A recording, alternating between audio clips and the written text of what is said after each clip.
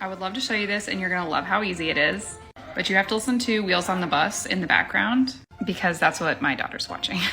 For those of you that are brand new here, my name's Laura Lambert and I do tons of Cricut, Canva, and sublimation tutorials over on my page. So if you like that kind of thing, give me a follow. And that was my son, Henry. We're thriving in chaos tonight. Okay, so let's make some Spice Jar labels.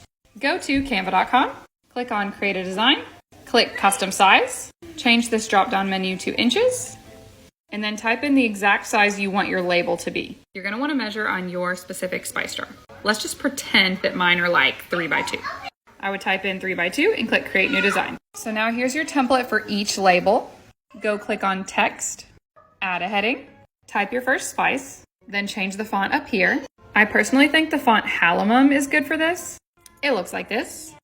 Resize it, duplicate, type your new spice on the duplicated page, repeat, then download using these settings.